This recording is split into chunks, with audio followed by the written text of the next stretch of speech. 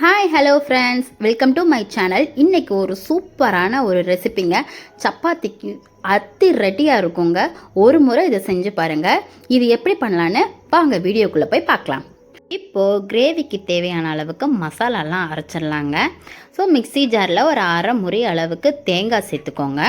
Warm வாட்டரில் ஒரு 10 to 12 அளவுக்கு முந்திரி பருப்பும் கொஞ்சம் ஒரு 2 டீஸ்பூன் கசகசாவும் கொஞ்சம் நேரம் ஒரு 10 நிமிஷம் ஊற வச்சு அதையும் இதோட சேர்த்துக்கலாம். காரத்துக்கு நம்ம எதுவும் போடுறது கிடையாது, பச்சை மிளகாய் மட்டும்தான். ஸோ அது உங்கள் காரத்துக்கு எவ்வளோ தேவையோ அது சேர்த்துக்கிட்டு நீங்கள் அரைச்சி எடுத்துக்கோங்க. இப்போ கடாயில் 2 இல்லைனா 3 டீஸ்பூன் நெய் சேர்த்துக்கோங்க. இப்போ நான் வீடியோவில் காட்டியிருக்கிற அளவுக்கு எல்லா ஸ்பைசஸும் எடுத்து அந்த நெய்யில் சேர்த்துக்கோங்க. ஸோ இது நல்லா கம மணக்கிற அளவுக்கு நல்லா வறுத்து எடுத்துக்கலாம். 2 மீடியம் சைஸ் பெரிய வெங்காயத்தை குட்டி குட்டியாக சாப் பண்ணி இதில் சேர்த்துக்கலாங்க. ஸோ வெங்காயம் நல்லா வதங்கிறதுக்காக கொஞ்சமாக உப்பு சேர்த்துக்கோங்க. உப்பு சேர்த்து வதக்குனிங்கன்னா சீக்கிரம் வதங்கிடும். இது ஆக்சுவலி எல்லாருக்குமே தெரியும், புதுசாலாம் ஒன்றும் நான் சொல்லலை. நல்லா கோல்டன் ப்ரௌன் ஆனதுக்கப்புறம் இந்த அளவுக்கு வெந்திருக்கணுங்க. ஸோ வெங்காயம் இந்த அளவுக்கு வதங்கினதுக்கப்புறம் நான் ஒரு சின்ன மிஸ்டேக் பண்ணிட்டேன். இஞ்சி பூண்டு பேஸ்ட் போடுறதுக்கு மறந்துட்டேன். ஸோ தனியாக கொஞ்சமாக வெங்காயம் எடுத்து வச்சுருந்தேன், அதை சேர்த்து வதக்கி நான் இதோட சேர்த்துக்கிட்டேங்க. ஸோ நீங்கள் மறக்காமல் இஞ்சி பூண்டு பேஸ்ட்டு 1 டீஸ்பூன் போட்டுக்கோங்க. இப்போ நம்ம அரைச்சி வச்சுருக்கிற எல்லா மசாலாவும் இதோட சேர்த்துக்கலாங்க.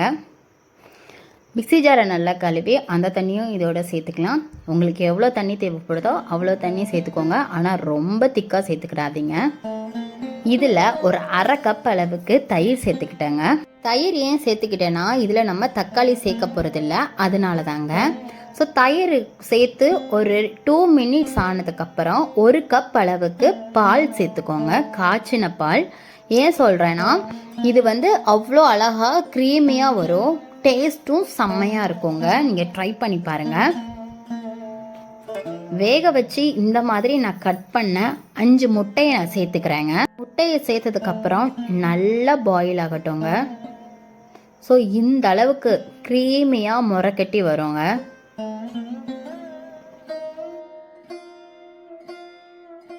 கிரேவி நல்லா கொதிச்சதுக்கப்புறம் ஒரு சின்ன டீஸ்பூன் அளவுக்கு கரம் மசாலா சேர்த்துக்கலாங்க.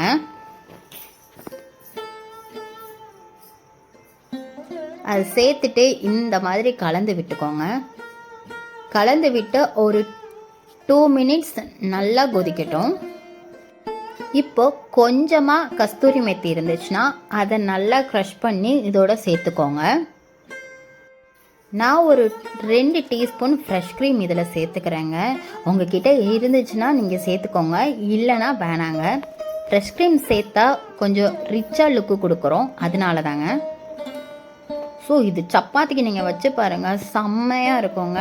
ட்ரை பண்ணிவிட்டு எப்படி இருந்துச்சுன்னு மறக்காமல் கமெண்ட் பண்ணுங்கள்.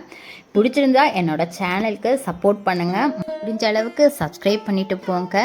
இன்னொரு வீடியோவில் பார்க்கலாம். பாய்.